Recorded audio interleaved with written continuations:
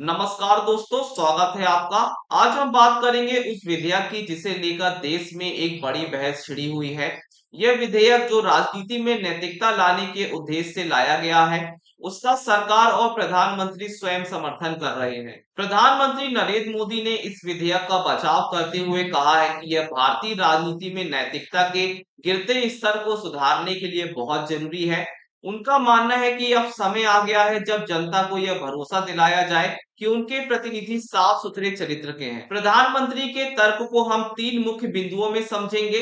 पहला बिंदु, प्रधानमंत्री का कहना है कि जब एक नेता पर गंभीर आरोप होते हैं तो यह न सिर्फ उसके पद की गरिमा को कम करता है बल्कि पूरे लोकतंत्र पर सवाल खड़े करता है। यह विधेयक ऐसे नेताओं को महत्वपूर्ण पदों से दूर रखने में मदद करेगा। दूसरा बिंदु, उनका मानना है कि जब तक राजनीति में आपराधिकरण रहेगा तब तक जनता का राजनेताओं और सरकारी संस्थाओं पर विश्वास नहीं बन पाएगा।